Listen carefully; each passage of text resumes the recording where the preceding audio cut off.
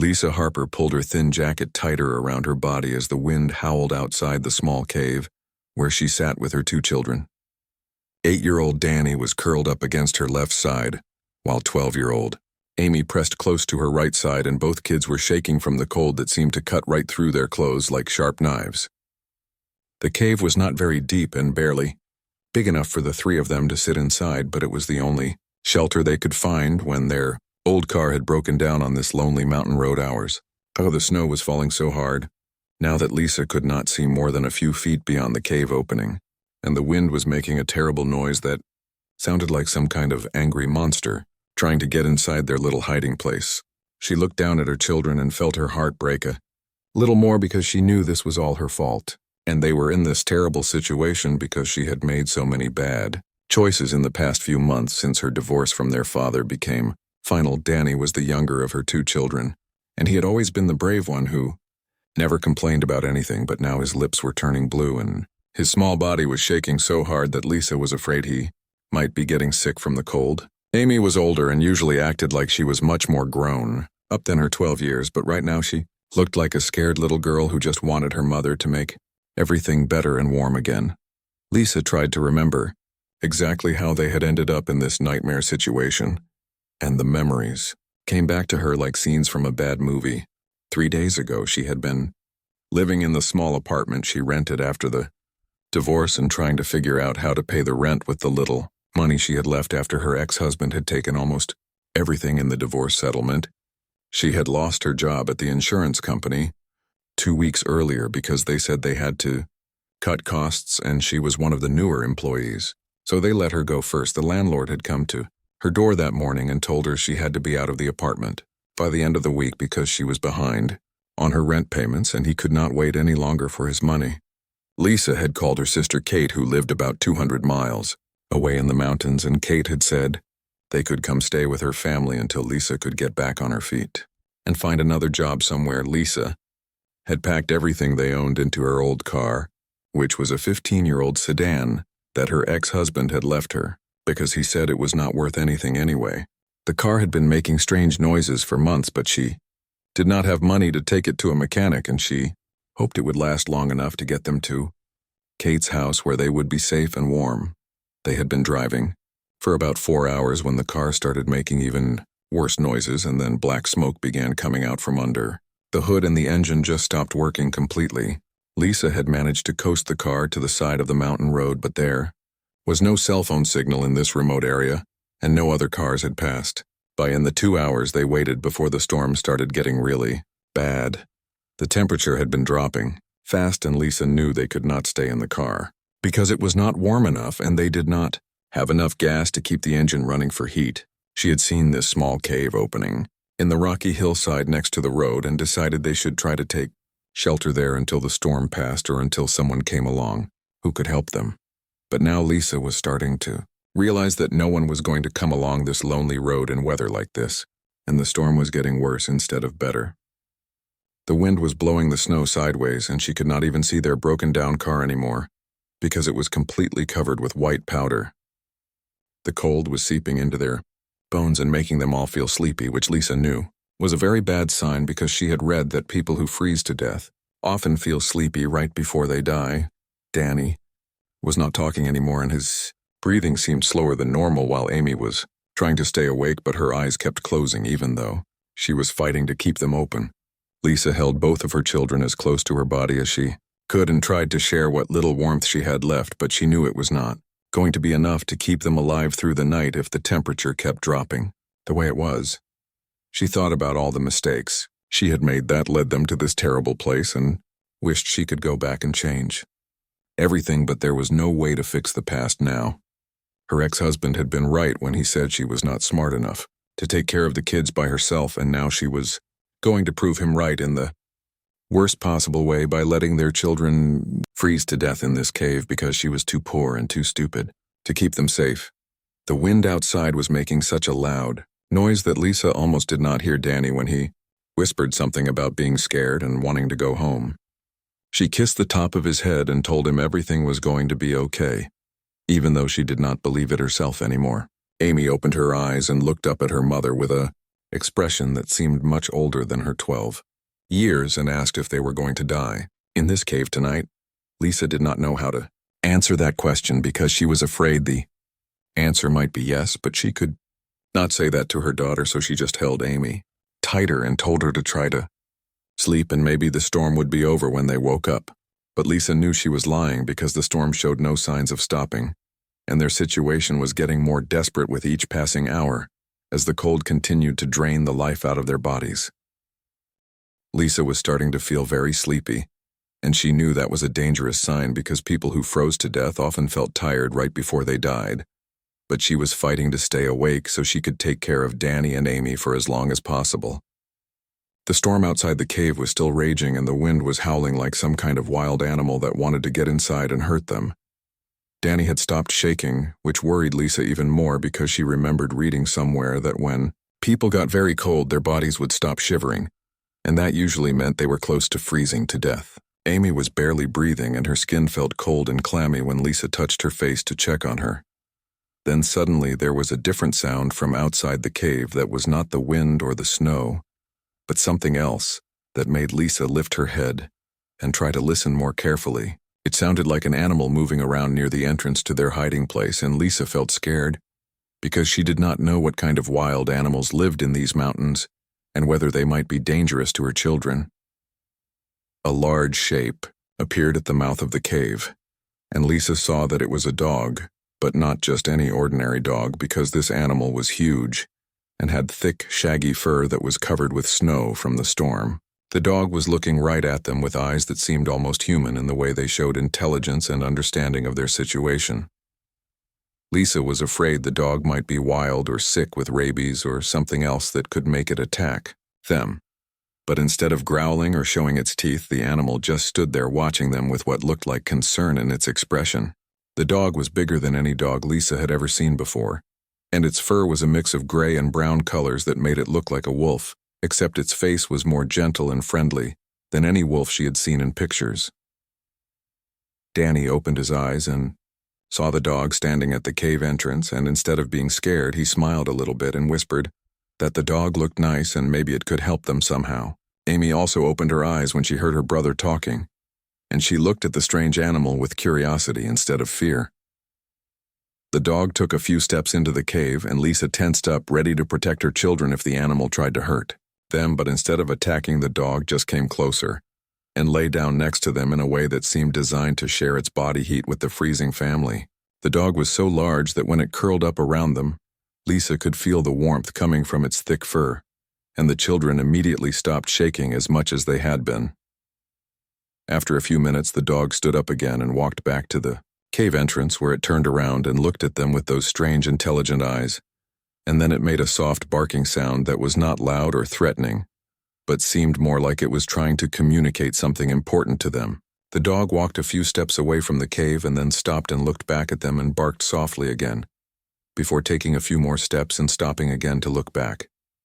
Lisa realized the animal was trying to get them to follow it somewhere, but she was afraid to leave the cave because at least they had some shelter from the storm here, and she did not know where the dog wanted to take them. Danny was the first one to understand what the dog was trying to do, and he told his mother that the animal wanted them to follow it somewhere, and maybe it knew a better place where they could be warm and safe.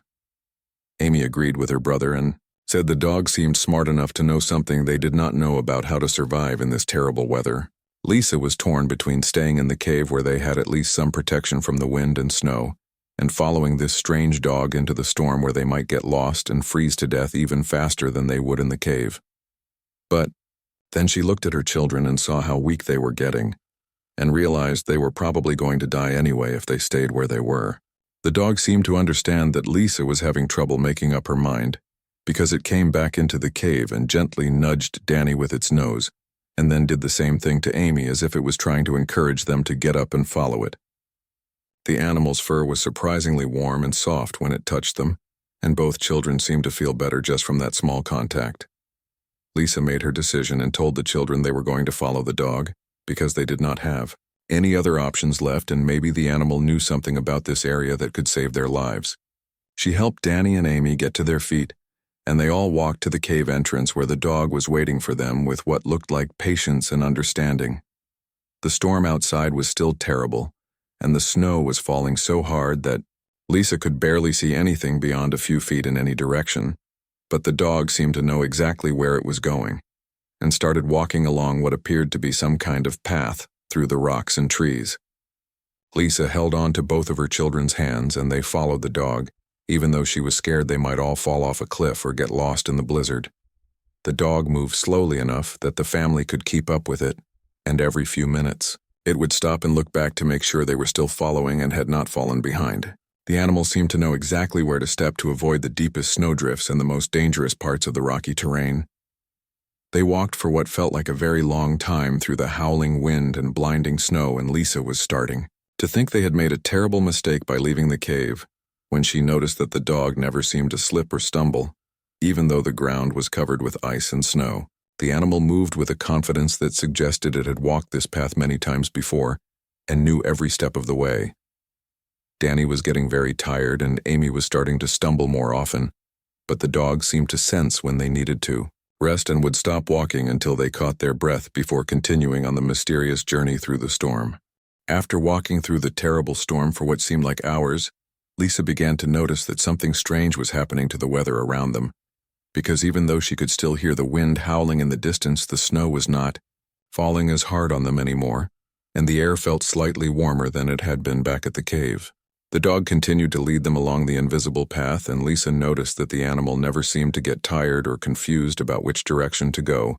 even though the landscape all looked the same to her with everything covered in white snow and ice. Danny was stumbling more often now, and Amy was breathing hard from the effort of walking through the deep snow. But somehow, they all managed to keep following their strange guide.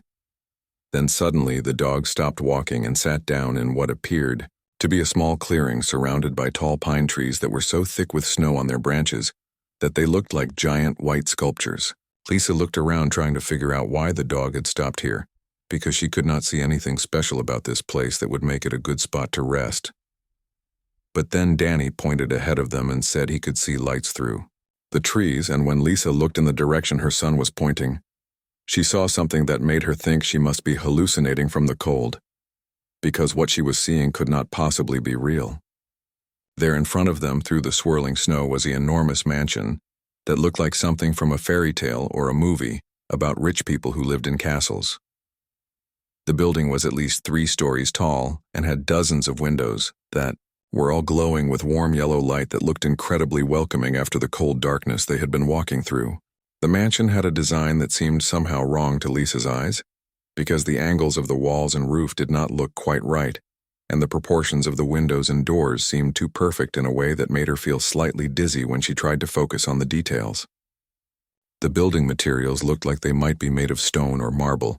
but they had a strange shine to them that reflected the light and patterns she had never seen before. What was most amazing about the mansion was that even though the storm was still raging all around them, the area immediately surrounding the building seemed to be completely calm, with no wind or snow falling directly on the structure itself. It was as if the mansion existed in its own little bubble of perfect weather, while the blizzard continued to rage everywhere else. Amy rubbed her eyes and asked her mother if she was really seeing a giant house in the middle of nowhere, or if she was dreaming because of being so cold for so long. Lisa did not know how to answer because she was wondering the same thing, and part of her thought this might be some kind of mirage or hallucination that people saw when they were dying from exposure to freezing temperatures. The dog stood up and began walking toward the mansion, and Lisa realized they had no choice but to continue following the animal,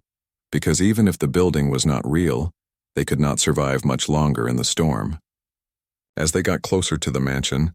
Lisa could see that it was definitely real because she could make out fine details in the architecture, and the warm light coming from the windows was casting shadows on the snow around the building. The front of the mansion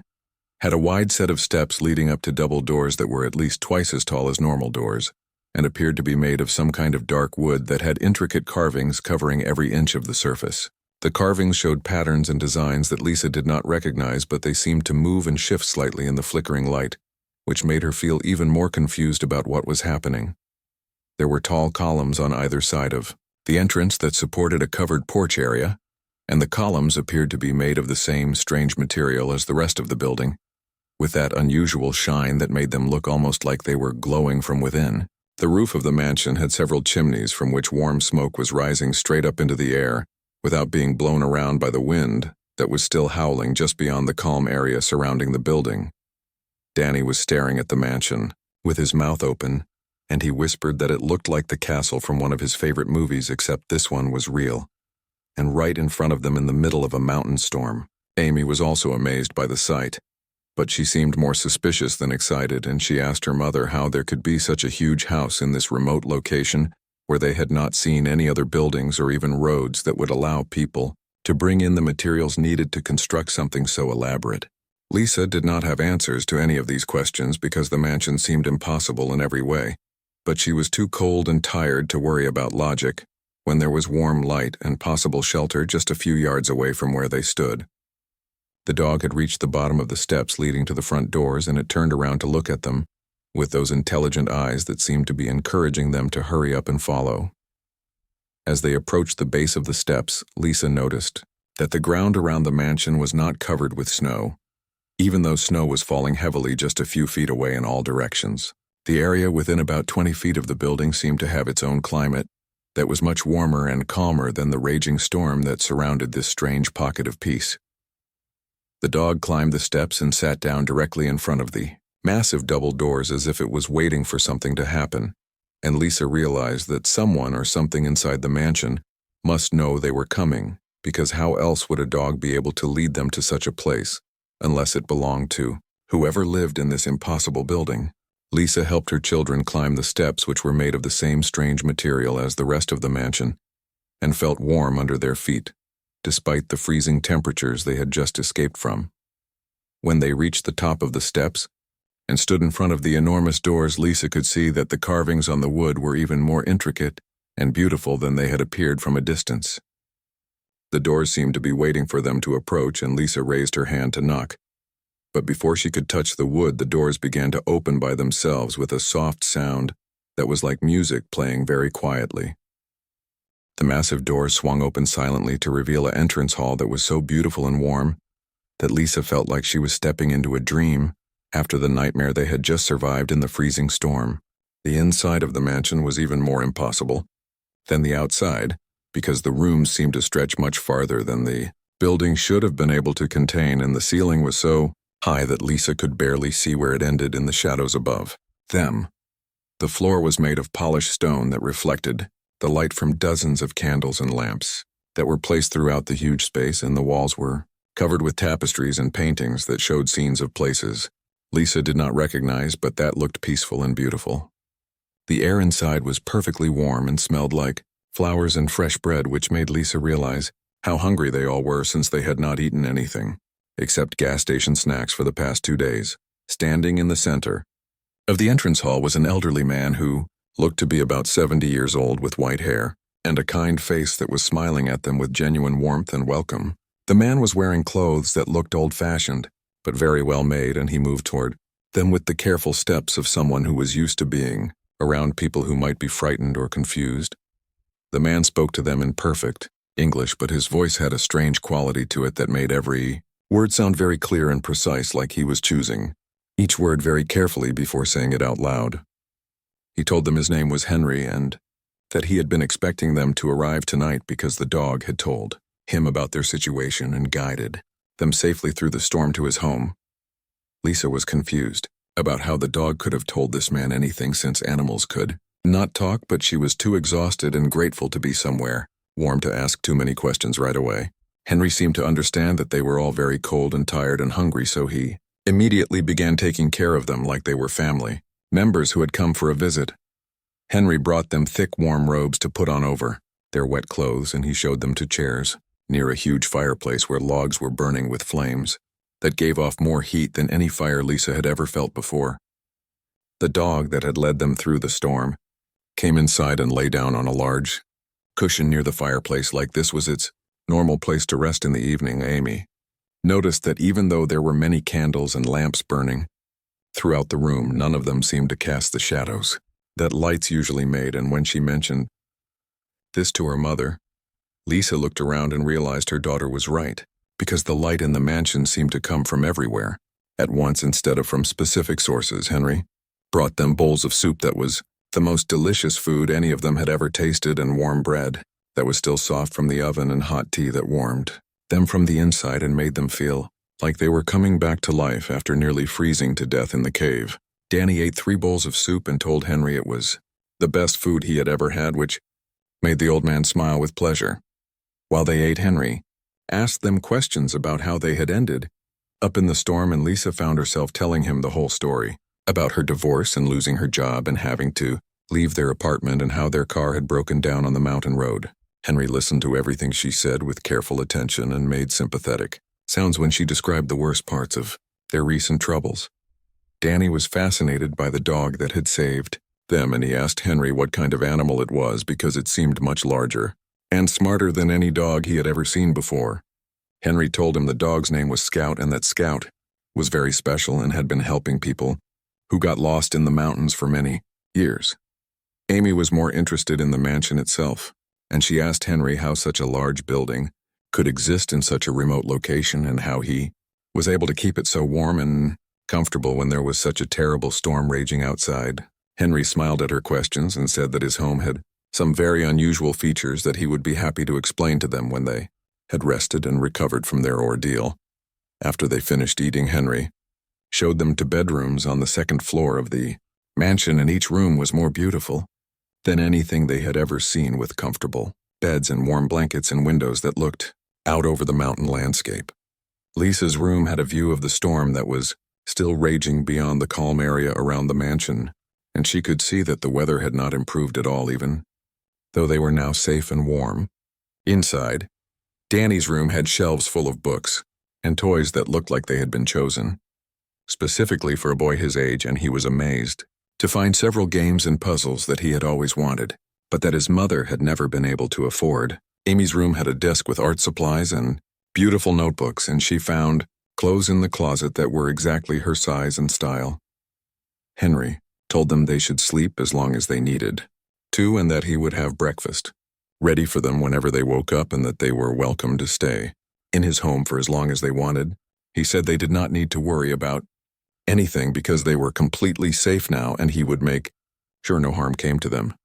Lisa wanted to ask Henry more questions about who he was and how he could afford to live in such an amazing place, and why he was being so kind to complete strangers, but she was so tired that she could barely keep her eyes open. Henry seemed to understand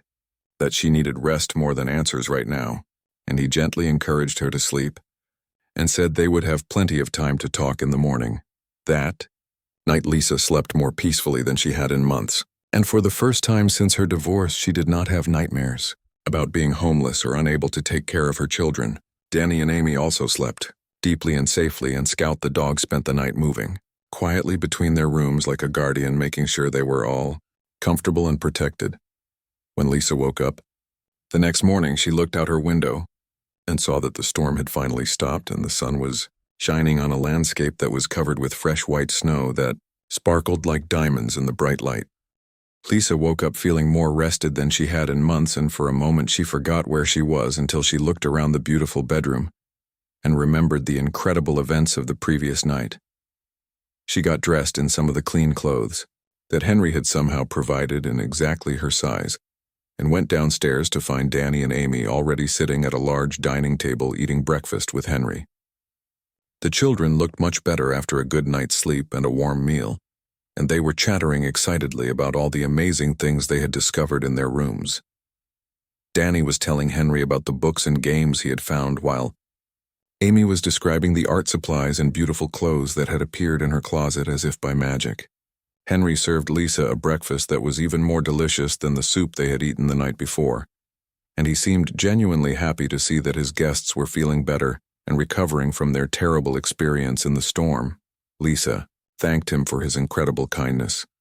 but she also told him that she needed to understand more about who he was and how he was able to help them in such an amazing way. Henry smiled at her questions and said he had been expecting her to ask about these things because he knew that intelligent people like Lisa would not be satisfied with simple explanations when so many unusual things had happened. He told her that after breakfast he would show her something that would help her understand the truth about his home and about Scout. and about many other things that were probably confusing her. After they finished eating, Henry led the family through several rooms in the mansion that Lisa had not seen the night before, and each room was more incredible than the last, with furniture and decorations that looked like they belonged in a museum or a palace. The children were amazed by everything they saw, but Lisa was becoming more and more puzzled about how such a place could exist in the middle of nowhere. Henry stopped in front of a door that looked different from all the others because it was made of metal instead of wood, and it had no handle or lock that Lisa could see. Henry placed his hand on the surface of the door, and it opened silently to reveal a room that was completely different from the rest of the mansion, because instead of old-fashioned furniture and decorations, this room was filled with equipment that looked like something from a science fiction movie. The walls were covered with screens and panels that were showing moving images and numbers and symbols that Lisa did not recognize, and there were machines that were making soft humming sounds as lights blinked on and off in patterns that seemed to have some kind of meaning. The air in the room felt different too, with a slight buzzing sensation that made the hair on Lisa's arms stand up. Amy gasped when she saw all the technology and asked Henry if he was some kind of scientist or inventor who was working on secret projects in his mansion. Danny was fascinated by all the blinking lights and moving images, and he wanted to know what all the machines were supposed to do. Henry closed the door behind them and told them to sit down, because what he was about to tell them would probably be very difficult to believe, but he needed them to understand the truth about their situation. He said that he was not exactly human, even though he looked like an old man, and that Scout was not exactly a dog, even though he appeared to be a large, friendly animal. Lisa felt her heart start beating faster because Henry's words were making her think about all the strange things she had noticed since arriving at the mansion, like the way the building seemed bigger inside than outside, and how the storm could not reach the area around the house, and how Henry and Scout both seemed to know things that ordinary people and animals should not be able to know. Henry explained that he belonged to a group of beings called the Stewards, who had been living on Earth for thousands of years, but who originally came from a planet that was very far away from the solar system. The Stewards had been watching human civilization develop over many centuries, and they had built hidden stations like this mansion in remote locations all over the world, where they could help humans who were in desperate situations. The technology in the room was used to monitor what was happening on Earth, and to communicate with other stewards who were stationed in different parts of the world, and even with their home planet, which was many light years away. Henry said that the stewards had special abilities that allowed them to do things that seemed impossible to humans, like creating buildings that were bigger inside than outside, and controlling the weather in small areas around their stations. Scout was also a steward, but he had chosen to take the form of a dog because the stewards had learned that humans were more likely to trust and follow animals than strange-looking beings from other planets. Scout had been watching Lisa and her children for several days before the storm hit, because the stewards had detected that they were in danger and might need help. Lisa asked Henry why the stewards would care about helping humans when they were so much more advanced, and could probably solve their own problems without getting involved with primitive people from Earth. Henry's expression became very serious, and he told her that humans were not as primitive as they thought, and that they had qualities that even the most advanced civilizations in the galaxy did not possess. He explained that the stewards had been studying human behavior for many generations, and they had discovered that humans had an unusual combination of creativity and compassion and adaptability that made them very special among all the intelligent species they had encountered. Most advanced civilizations became very logical and efficient, but they lost the ability to feel strong emotions or to make sudden creative leaps that could solve problems in unexpected ways. Henry said that the galaxy was currently involved in a large conflict between different groups of alien civilizations, and that some of these groups believed humans were too dangerous and unpredictable to be allowed to develop space travel and join the galactic community. These hostile aliens wanted to eliminate humanity before humans could become advanced enough to be a threat to their established order. But the stewards and several other alien groups believed that humans could bring something valuable to the galaxy that had been missing for a long time, which was the ability to solve problems through creativity and emotion, rather than just logic and calculation. They thought that human qualities like love and sacrifice and the willingness to help strangers could actually make the galaxy a more peaceful place if humans were given the chance to develop and join the galactic civilization. Lisa was having trouble processing all this information because it seemed too incredible to be true. But she could not deny that she was sitting in a room full of alien technology, talking to a being who claimed to be from another planet, and who had just saved her family from freezing to death in a storm. Amy and Danny were listening to everything with wide eyes and amazed expressions, but they seemed to be accepting Henry's explanation more easily than their mother was. Henry could see that Lisa was struggling to accept what he had told her about the stewards and their mission on Earth, so he decided to show her more evidence that would help her understand the truth about the situation facing humanity. He walked over to one of the large screens on the wall and touched it with his finger, which made images appear that showed views of space with stars and planets that looked very real and detailed. The screen displayed what Henry said was a live view from sensors that the stewards had placed throughout the solar system, and Lisa could see several large objects moving between the planets that definitely did not look like anything humans had built. Henry explained that these were ships belonging to the hostile alien alliance that was planning to attack Earth and eliminate human civilization before it could develop enough to become a threat to their control of the galaxy.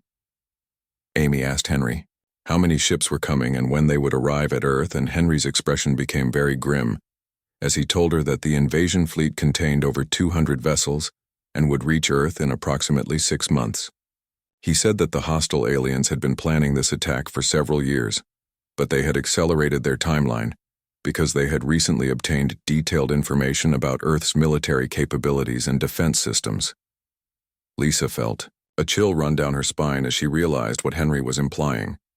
and she asked him how the hostile aliens could have gotten information about human military systems since Earth had not made contact with any alien civilizations as far as she knew. Henry looked very sad and angry as he told her that there were humans who had been secretly working with the hostile aliens and providing them with classified information about Earth's defenses in exchange for promises of power and wealth after the invasion was completed. Danny wanted to know how the bad aliens had found these human helpers, and Henry explained that the hostile aliens had been sending small groups of scouts to Earth for many years, and these scouts had identified humans who were greedy or power, hungry enough to betray their own species for personal gain. The scouts had made contact with these humans and convinced them that the invasion was inevitable and that they would be better off helping the aliens rather than fighting against them. Henry touched the screen again and showed them surveillance, images of several humans meeting with aliens in secret locations, and Lisa was shocked to see that one of the humans in the images looked very familiar to her. She stared at the screen for several seconds before she realized with horror that she was looking at her ex-husband Richard, who was sitting at a table with several strange-looking beings and handing them what appeared to be computer files. Lisa told Henry that the man in the image was Richard Harper, who had been married to her for 8 years and was the father of Danny and Amy, and Henry nodded sadly and said he had suspected that Lisa might recognize one of the human collaborators because the stewards had been monitoring Richard's activities for several months. Henry explained that Richard worked for a company that had contracts with the military, and that he had been selling information about new weapon systems and defense plans to the hostile aliens. Amy was upset to learn that her father was working with aliens who wanted to hurt people on Earth, and she asked Henry if there was any way to stop him and the other human traitors from helping the invasion. Henry told her that the stewards had been trying to gather evidence about the human collaborators so they could expose them to Earth's governments, but the situation was very complicated because many people would not believe that aliens existed until it was too late to mount an effective defense. Lisa was feeling sick as she thought about how Richard had always been selfish and greedy, but she had never imagined he would do something as terrible as betraying his own planet and species for money. She asked Henry if Richard knew that the aliens were planning to kill most of the humans on Earth, or if he thought he was just selling military secrets like a normal spy might do. Henry showed them more images on the screen that revealed the true scope of the alien invasion plan, and Lisa could see that the hostile aliens intended to eliminate at least 90% of the human population and turn Earth into a colony world where the surviving humans would be used as slave labor. Richard and the other human collaborators had been told they would be allowed to live and given positions of authority over the enslaved human population, but Henry said the aliens had no intention of keeping these promises. The images showed that, after the invasion was successful, The hostile aliens planned to eliminate all the human collaborators because they could not trust people who had already proven they would betray their own species. Henry said that Richard and the others were too greedy and stupid to understand that they were signing their own death warrants, along with the rest of humanity. Lisa asked Henry why the stewards did not just reveal themselves to Earth's governments and warn them about the coming invasion so that humanity could prepare to defend itself. Henry explained that the stewards had tried this approach with other civilizations in the past, but it usually made the situation worse because primitive species often panicked when they learned about advanced alien civilizations, and they made poor decisions that led to their destruction. The stewards had learned that it was better to work quietly behind the scenes to help promising individuals and small groups develop the skills and knowledge they would need to save their civilizations when the time came for open conflict. Henry said that humans had shown more potential than most species for finding creative solutions to impossible problems, and that was why the stewards believed humanity might be able to survive the coming invasion if they were given the right kind of help. Danny asked Henry what kind of help the stewards could provide, and whether they had powerful weapons that could destroy the alien invasion ships. Henry told him that the stewards were not a military civilization, and they did not have large armies or powerful weapons, but they did have advanced technology and thousands of years of experience dealing with hostile alien species. The most important thing the stewards could offer humanity was information about the weaknesses of the hostile alien alliance, and knowledge about how other civilizations had successfully defended themselves against similar invasions. Henry said that humans would have to do most of the fighting themselves, but the stewards could provide them with technological upgrades and strategic advice that might give them a chance to win. Lisa realized that Henry was leading up to asking her and her family to help in some way, and she felt scared and overwhelmed by the idea that ordinary people like them could make any difference in a conflict between alien civilizations. She told Henry that she was just a divorced mother with no special skills or training, and that she did not see how she could help save the world from an alien invasion. Henry smiled at her and said that she was much more important than she realized, and that her connection to Richard Harper made her uniquely valuable in the fight against the human collaborators and their alien allies. Henry walked over to another screen and showed Lisa detailed information about her ex-husband Richard and his activities over the past 2 years that made her realize how little she had actually known about what he was doing during the final months of their marriage. The images showed Richard meeting with alien contacts at various locations and transferring computer files that contained classified information about military installations and weapon systems throughout North America. Lisa saw that Richard had been paid large amounts of money for this information, and that he had been hiding these payments in secret bank accounts that she had never known about during their divorce proceedings. She realized that Richard could have easily afforded to pay child support and help with their living expenses, but he had chosen to let her and the children struggle financially while he got rich from betraying his own planet. Henry explained that Richard's knowledge of military computer systems and his access to classified databases made him one of the most valuable human collaborators that the hostile aliens had recruited. Richard had been providing them with detailed information about Earth's defense capabilities and had even helped them identify weaknesses in the planet's early warning systems that would allow the invasion fleet to approach without being detected until it was too late. Amy was angry when she learned about all the money her father had been hiding, and she asked Henry why Richard would care more about getting rich than about protecting his own children from an alien invasion. Henry told her that some humans became so focused on their own immediate desires that they lost the ability to think about long-term consequences or care about the welfare of other people, including their own families. Danny wanted to know if there was any way to stop his father from helping the bad aliens, and Henry said that was exactly what he hoped Lisa would be willing to help them accomplish. He explained that the stewards had been working with a small group of humans who knew about the alien threat and were trying to organize Earth's defenses, but they needed more information about the Human Collaborator Network and its connections to the hostile alien alliance. Lisa's background in computer systems made her uniquely qualified to understand how Richard and the other collaborators were communicating with their alien contacts and transferring classified information. Henry said that if Lisa was willing to work with the stewards, she could help them track down the other human traitors and gather evidence that could be used to expose the entire conspiracy to Earth's governments. Lisa felt overwhelmed by the enormity of what Henry was asking her to do, and she told him that she was not brave enough or smart enough to be involved in something as dangerous as fighting alien spies and preventing an invasion. She said that all she wanted was to find a safe place where she could take care of her children and rebuild their lives after the disaster of her divorce and losing her job. Henry understood her feelings, and he told her that he could offer her family a choice between two very different futures. He said that if Lisa preferred, they could remain safely hidden in the mansion where the stewards would protect them from both the coming invasion and any danger from Richard's alien associates. The mansion existed in a pocket dimension that was separate from normal space and time. So even if the hostile aliens succeeded in conquering Earth, Lisa and her children would be completely safe. But Henry also explained that if Lisa chose to help the stewards fight against the invasion, there was a chance that humanity could win the war and remain free to develop its own civilization without being destroyed or enslaved by hostile aliens. He said that other species had successfully defended themselves against similar invasions when they had received help from the stewards and when they had been able to discover and use their own unique strengths in the conflict. Lisa asked Henry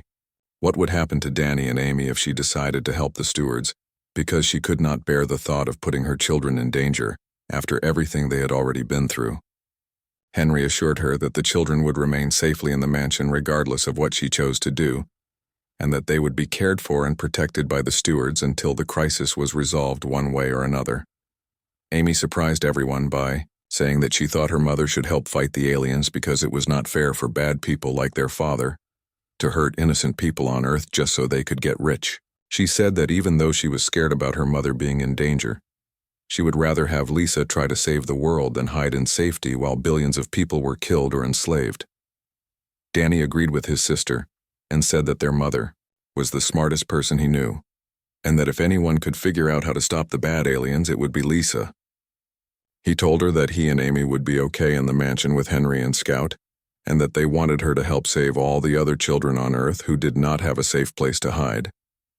Lisa was amazed by her children's courage and maturity, and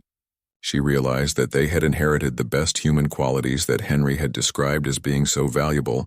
in the galactic conflict. She thought about all the other families who were facing the same kind of struggles that had nearly destroyed her own family,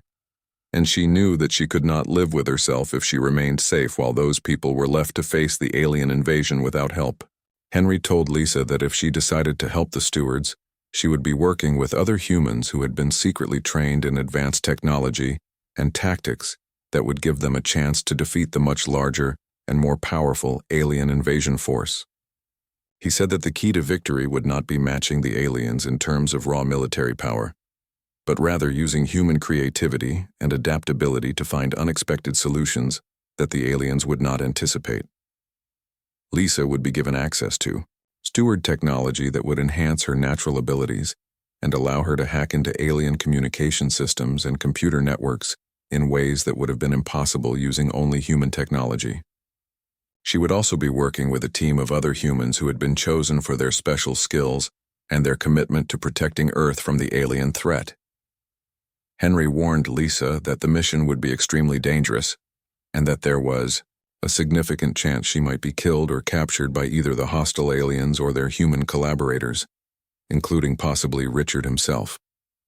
But he also told her that if the mission succeeded, humanity would not only survive the invasion, but would earn respect and membership in the galactic community as equals rather than as conquered slaves. Lisa looked at her children and saw that they were both watching her with expressions that showed complete confidence in her ability to make the right decision and to succeed in whatever she chose to do. She realized that this was the most important choice she would ever make, and that it would determine not only the fate of her own family but potentially the future of all humanity. Lisa took a deep breath and told Henry that she had made her decision, and that she wanted to help the stewards fight against the alien invasion, even though she was terrified about what might happen to her. She said that her children had shown her what real courage looked like and that she could not live with herself if she chose safety, while other families faced destruction because she was too scared to help. Henry smiled with what looked like pride and relief, and he told Lisa that her decision proved the stewards had been right about humanity's potential for greatness.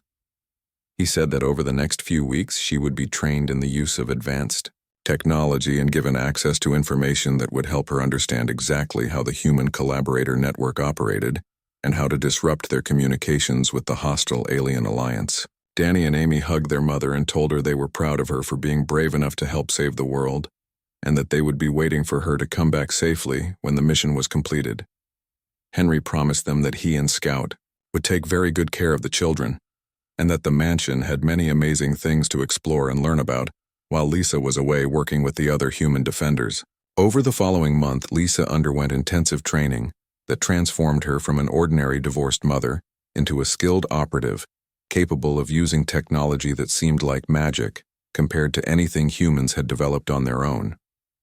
The stewards taught her how to hack into alien computer systems and how to use devices that could make her invisible or allow her to communicate across vast distances instantly.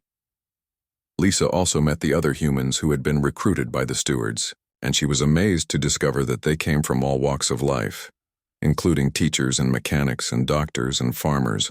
who had all been chosen because they possessed the unique human qualities that made them effective against alien opponents, who relied too heavily on logic and predictable behavior patterns. The team worked together to identify and track down the network of human collaborators who were providing information to the hostile aliens, and Lisa's knowledge of Richard's activities proved invaluable in understanding how the traitors were communicating with their alien contacts. She was able to hack into the computer systems that Richard had been using and gather evidence that exposed dozens of other human collaborators throughout the government and military. When the invasion fleet finally arrived at Earth 6 months later, they found that their human allies had been compromised and that many of their carefully planned strategies had been anticipated and countered by Earth's defenders. The early warning systems that Richard had helped the aliens bypass had been secretly repaired and upgraded with steward technology, so the invasion force was detected much sooner than they expected. Lisa played a crucial role in the battle by using her computer skills to disrupt the alien communication networks and cause confusion among the invasion fleet commanders, who could not coordinate their attacks effectively when their systems were being constantly hacked and sabotaged. She also helped broadcast the evidence of human collaboration to news organizations around the world, which caused massive public outrage and united humanity against the alien threat. The war lasted for 3 months and involved battles both in space and on Earth's surface, but the outcome was ultimately decided not by superior firepower, but by humanity's ability to adapt and improvise in ways that the alien commanders could not predict or counter. Human defenders used tactics that seemed chaotic and illogical to the aliens, but that proved devastatingly effective because they were based on creativity and emotion rather than rigid military doctrine. Lisa's team was responsible for one of the most important victories of the war, when they managed to capture an alien command ship by using a strategy that involved pretending to surrender and then launching a surprise attack from inside the ship after the aliens had brought them aboard as prisoners. The alien commanders were so focused on logical analysis that they failed to consider the possibility that humans might use deception and sacrifice as weapons. When the hostile alien alliance finally realized they could not defeat humanity through conventional warfare, they attempted to destroy Earth entirely, using massive weapons that could crack planets apart. But the stewards and their human allies had anticipated this possibility, and they had secretly prepared defenses that used the aliens' own energy weapons against them in a way that caused the alien fleet to destroy itself instead of Earth. The victory celebration that followed the end of the invasion was unlike anything in human history because people all over Earth learned for the first time that they were not alone in the universe, and that they had earned the respect of advanced alien civilizations through their courage and ingenuity in the face of impossible odds. The stewards revealed themselves publicly and announced that humanity had been invited to join the Galactic Council as equals. Lisa was reunited with Danny and Amy in a ceremony that was broadcast around the world, and the children were amazed to see their mother being honored as one of the heroes who had saved Earth from destruction. Richard and the other human collaborators were put on trial for treason, and most of them were sentenced to life in prison, though Richard received a lighter sentence when he agreed to provide information about other alien threats that Earth might face in the future. Henry told Lisa that she and her family would always be welcome to return to the mansion whenever they wanted, but that they were now free to live anywhere on Earth they chose, and that the stewards would make sure they never had to worry about money or housing again. Lisa decided to use her new skills and knowledge to help establish Earth's first interplanetary defense organization, which would protect humanity from future alien threats. Danny and Amy grew up to become part of the first generation of humans, to travel to other planets and make contact with friendly alien civilizations, and they often told people about how their adventure had started when they were freezing in a cave, and a mysterious dog had led them to safety. Scout remained with the family as their companion and protector,